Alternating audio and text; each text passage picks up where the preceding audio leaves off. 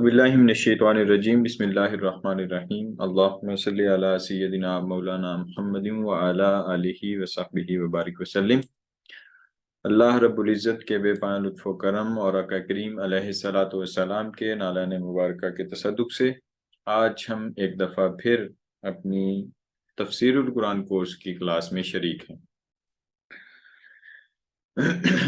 کل جہاں پہ ہم نے سبق چھوڑا تھا اسی سے آج آغاز کریں گے۔ تجوید میں جو ہم آگے پڑھنے جا رہے ہیں اس میں ہمارا لیسن جو ہے وہ ہے الف اور حمزہ کا بیان۔ الف اور حمزہ یہ ایک ایسی بحث ہے کہ جس میں عام طور پہ ہمیں بہت زیادہ شبہ بھی لگتا ہے اور بہت زیادہ ہم یعنی اوپر نیچے چیزوں کو کر جاتے ہیں۔ جہاں پہ الف پڑھنا ہوتا ہے وہاں پہ حمزہ پڑھ جاتے ہیں، اور جہاں پہ حمزہ پڑھنا ہوتا ہے وہاں پہ الف پڑھ دیتے ہیں۔ ان دونوں میں تھوڑا سا فرق ہے جو یہاں آپ کے سامنے 3 پوائنٹس کی صورت میں آپ کو نظر آ رہا ہے۔ الف اور حمزہ میں فرق۔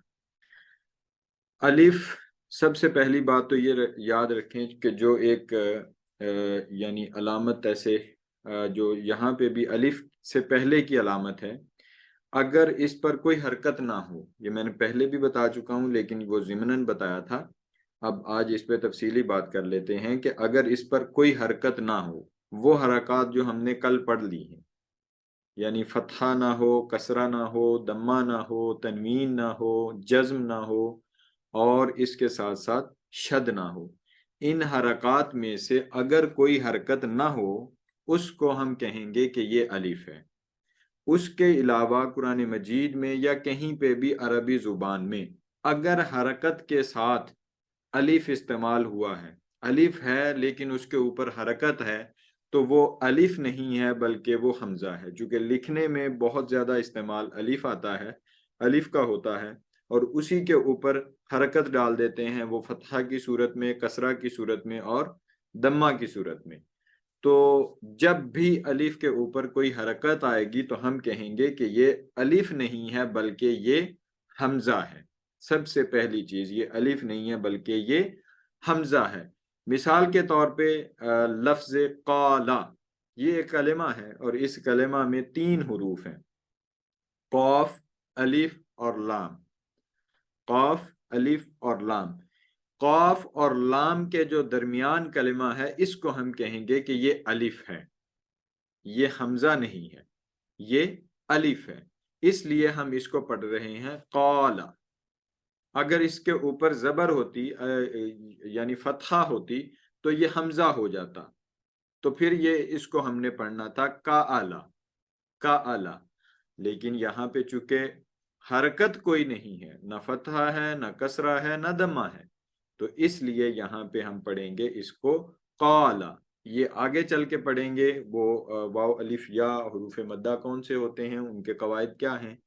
یہاں پہ الف مد بھی ہو رہا ہے تو اس کے قواعد ہم آگے چل کے آئیں گے، وہاں پڑھیں گے، لیکن یہاں پہ جو بات سمجھا رہا ہوں اور بتا رہا ہوں وہ یہ کہ قالا میں الف خالی از حرکت ہے، اس پر کوئی حرکت نہیں ہے، اس لیے اس کو ہم الف کہیں گے، اور اگر اس پر حرکت آ جائے گی تو یہ حمزہ ہو جائے گا، یہ الف نہیں رہے گا۔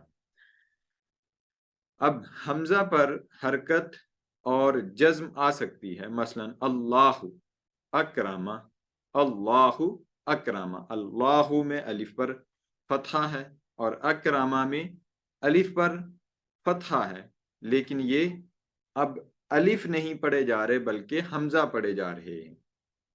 کیا پڑھے جا رہے ہیں؟ یہ حمزہ پڑھے جا رہے ہیں۔ اللہ اکرامہ، تو یہ حمزہ ہے، کیوں؟ کیونکہ اس کے اوپر حرکت آ گئی ہے، فتحہ آ گئی ہے۔ اسی طرح کسرہ بھی آ جائے، اسی طرح دمہ بھی آ جائے، تو کچھ بھی جب آ جائے تو وہ جو ہے وہ حمزہ ہو جاتا ہے، کوئی حرکت بھی آ جائے تو وہ حمزہ ہو جاتا ہے، وہ الف نہیں رہتا۔ اب تیسری جو چیز ہے اس میں، ایک مائنر سی چیز، وہ یہ کہ حمزہ ہمیشہ جھٹکے سے پڑھا جاتا ہے، قالا، قالا، جھٹکا نہیں آیا، لیکن جب اس کو ہم نے قالا میں الف کے اوپر فتحہ ڈال دی اور پھر پڑھا تو پھر ہم نے اس کو پڑھا قالا، قالا، تو حمزہ ہمیشہ جھٹکے سے پڑھا جاتا ہے، اور الف بغیر جھٹکے کے پڑھا جاتا ہے۔ یہ 3 بنیادی ان میں فرق ہیں، بہت زیادہ تفصیلات بھی نہیں ہیں آج کے لیسن میں، مائنر سی چیز ہے، وہ یہ کہ الف اور حمزہ میں فرق۔ پہلا فرق یہ ہے کہ الف ہمیشہ خالی از حرکت ہوتا ہے، الف ہمیشہ خالی از حرکت ہوتا ہے، اس پر کوئی حرکت نہیں ہوتی۔ دوسری کہ حمزہ پر حرکت اور جزم آ سکتی ہے جبکہ الف پر نہیں، تو الف پر نہیں ہوگی، اس کا مطلب یہ ہے کہ اب آپ اس کو ایک کر لیں نا، دونوں کو ایک کر لیں، آسانی بھی ہو جائے گی کہ الف ہمیشہ خالی از حرکت ہوتا ہے، حمزہ پر حرکت آ سکتی ہے، اور دوسری یہ کہ حمزہ ہمیشہ جھٹکے سے پڑھا جاتا ہے اور الف بغیر جھٹکے کے پڑھا جاتا ہے۔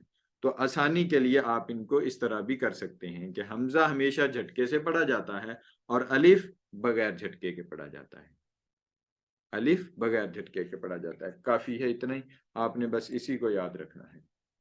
قواعد میں آج جس کا میں نے کل ذکر کیا تھا، گرامر میں ہمارے پاس حروف ہیں اور وہ حروف جارہ، اور ان کو حروف جارہ اس لیے کہتے ہیں کہ یہ اپنے مابعد کو، یعنی جس حرف پر یہ داخل ہوں، جس فعل پر یہ داخل ہوں، اسم پر یہ داخل ہوں، تو اس کے مابعد کو یہ زیر دیتے ہیں، یعنی اس کے آخری کلمہ کو یہ کسرہ دیتے ہیں، ان کو کہتے ہیں کہ یہ حروف جارہ ہیں، اور ان کی تعداد 17 ہے جو عربی لینگویج میں استعمال ہوتی ہے، لیکن جو قرآن مجید میں استعمال ہوئے ہیں وہ 11 کے قریب ہیں، وہ 11 کے قریب ہیں جن کا استعمال ہوا ہے، اور شعر میں ان کو اس طرح سے بیان کیا گیا ہے: باؤ تاؤ کافو لامو واؤ منزو مز خلا ربا ہاشا من ادا فی ان الا حتی الا۔ تو یہ بنیادی طور پہ شعر ہے جو آپ لوگوں نے یاد بھی کرنا ہے۔ پہلا جو لفظ ہے وہ ہے با، اس کا مطلب ہوتا ہے ساتھ، جیسے بسم اللہ، اللہ کے نام سے، ساتھ سے، ان دونوں معنوں میں یہ استعمال ہوتا ہے۔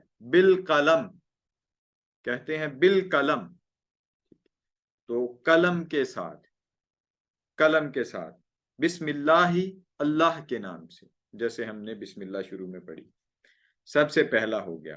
تاؤ، تاؤ سے مراد تا ہے، تا، جیسے ہم اللہ کی اگر قسم اٹھائیں تو کہتے ہیں تاللہ، تاللہ، تو یہ تا، اس کا مطلب ہوتا ہے قسم، یعنی قسم کے معنوں میں قرآن مجید میں جو استعمال ہوتا ہے وہ قسم کے معنوں میں، جب اللہ رب العزت کی قسم اٹھائی جاتی ہے اللہ رب العزت کے نام کی، تو یہ لفظ بولا جاتا ہے تاللہ، تو یہ جو تا کا استعمال ہے یہ قسم کے لیے ہے، تاللہ۔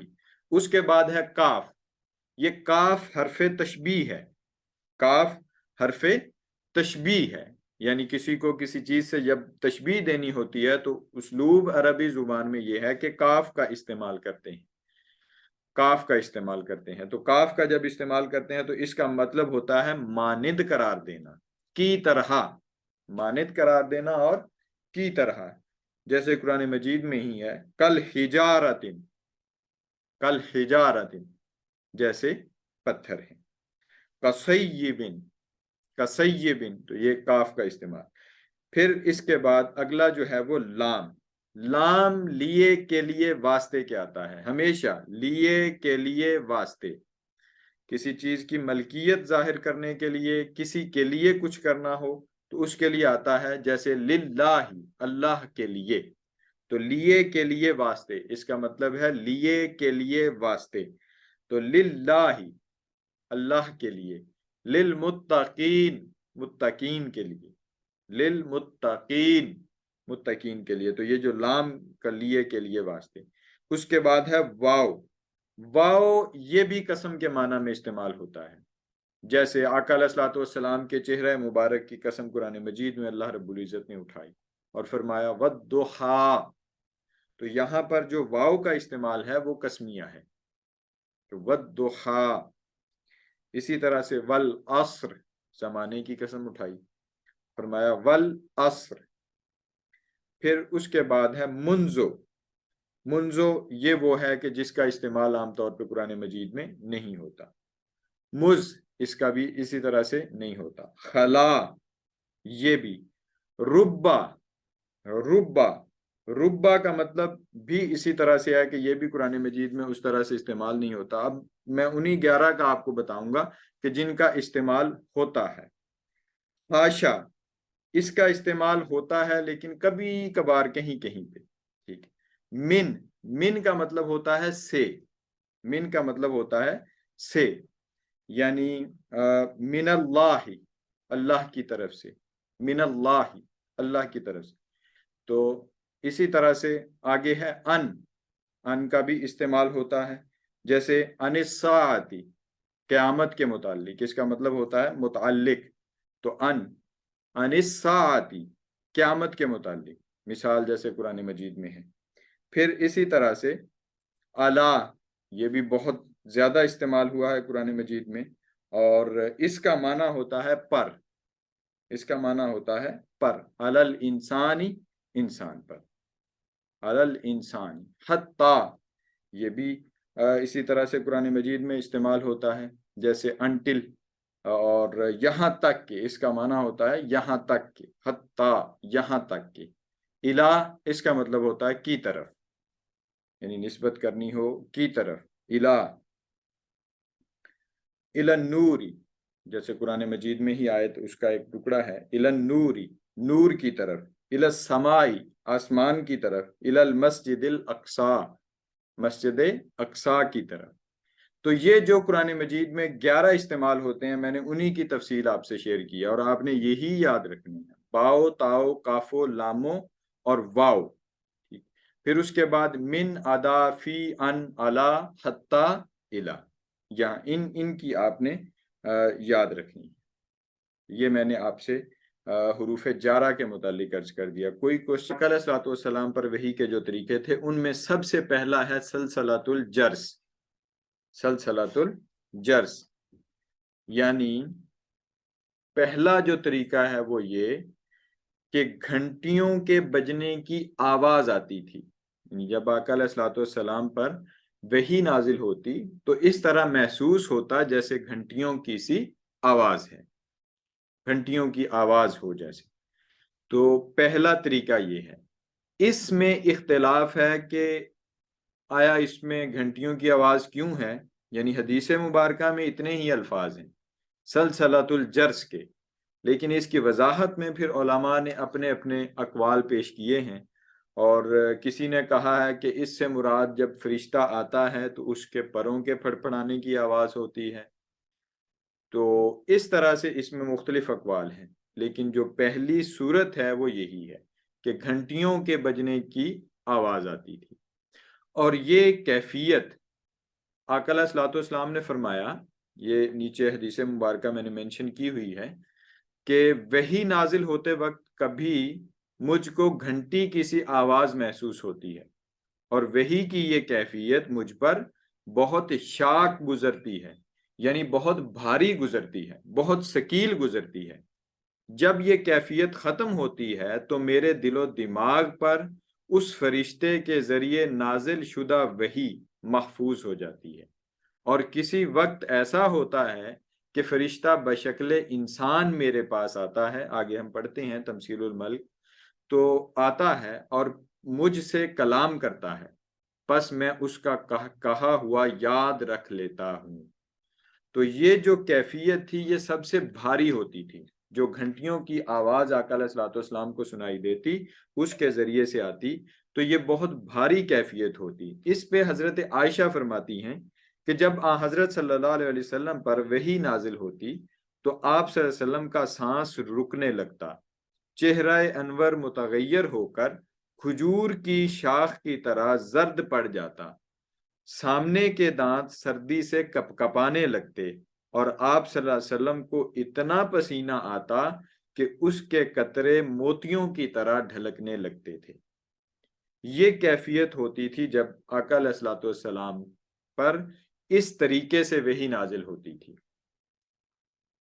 اور جو پہلی وحی نازل ہوئی اس کے بارے میں تو ہے کہ آپ آقا علیہ الصلوۃ والسلام جب تشریف لائے تو حضرت خدیجہ سے عرض کیا کہ زمیلونی مجھے کمبل اڑا دو، اور پسینے سے آقا علیہ الصلوۃ والسلام شرابور تھے اور سردی بھی محسوس کر رہے تھے. فرمایا مجھے کمبل اڑا دو، کمبل اڑا دو. تو یہ کیفیت سب سے بڑھ کے بھاری ہوتی تھی آقا علیہ الصلوۃ والسلام پر، سلسلۃ الجرس۔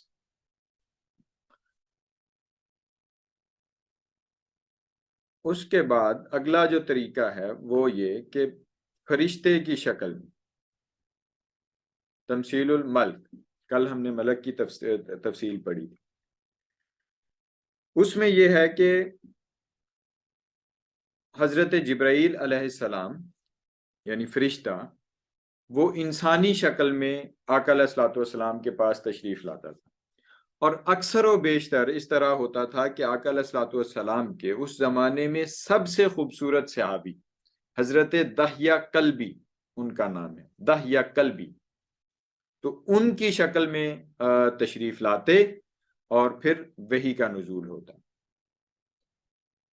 اور یہ جو طریقہ تھا آقا علیہ الصلوۃ والسلام نے فرمایا اس کے متعلق کہ یہ طریقہ میرے لیے بہت آسان ہوتا کہ جب وہ فرشتہ جو ہے وہ انسانی شکل میں تشریف لاتا اور پیغام اپنا پہنچاتا۔ پھر اس کے بعد جو اگلا طریقہ ہے وہ یہ کہ فرشتے کا اصلی شکل میں آنا۔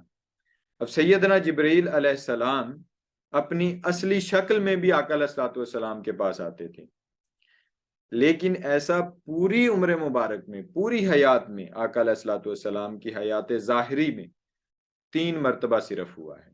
ایسا بہت زیادہ موقع ایسا نہیں ہوا، زیادہ تر جو تھا وہ پہلا استعمال ہوتا تھا، یعنی طریقہ تھا کہ جس کے ذریعے سے وحی آتی تھی۔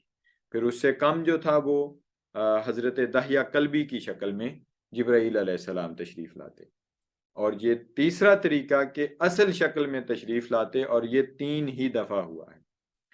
اس کے تینوں زمانے مینشن ہیں کہ نبوت کے ابتدائی زمانے میں مکہ مکرمہ کے مقام اجیاد پر، اور دوسرا جب حضور نبی اکرم صلی اللہ علیہ وسلم نے انہیں اصلی شکل میں دیکھنے کی خواہش ظاہر کی، اور تیسری مرتبہ معراج شریف میں، یعنی آقا علیہ الصلوۃ والسلام کو اوپر گائیڈ کرنے والے کہ یہاں سے یہاں پھر وہاں سے آگے۔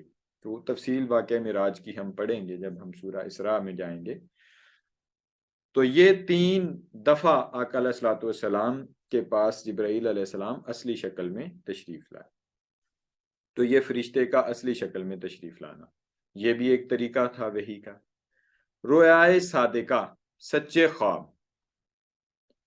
یعنی خواب میں کسی بات کی طرف اشارہ ہوتا تھا، جو دیکھتے اسی طرح پورا ہو جاتا، یعنی آقا علیہ الصلوۃ والسلام کو خواب دکھایا جاتا، اور اسی خواب کو جب وہ دن میں دیکھتے یا بعد میں دیکھتے تو وہ اسی طرح سے پورا ہو جاتا۔ ایک یہ طریقہ تھا رویائے صادقہ، سچے خواب کی صورت میں، تو آقا علیہ الصلوۃ والسلام پر وحی کا یہ۔ اب یہ ایک اور سب سے اہم کلام الہی، کہ اللہ رب العزت کا براہ راست کلام، جیسے اللہ رب العزت نے حضرت موسیٰ علیہ السلام پر کوہ طور پر حضرت موسیٰ علیہ السلام سے کلام کیا، اسی طرح سے آقا علیہ الصلوۃ والسلام سے بھی براہ راست ہم کلام ہوئے۔ اللہ رب العزت آقا علیہ الصلوۃ والسلام کے ساتھ براہ راست ہم کلام ہوئے، اور یہ بیداری کی حالت میں معراج پر، اور ایک بار خواب میں، یہ 2 دفعہ، یعنی ایک دفعہ بیداری کی حالت میں اور وہ واقعہ معراج تھا، اور ایک دفعہ خواب میں، یعنی اللہ رب العزت کا کلام ڈائریکٹلی، کلام الہی، تو یہ بھی وحی کا ایک طریقہ تھا۔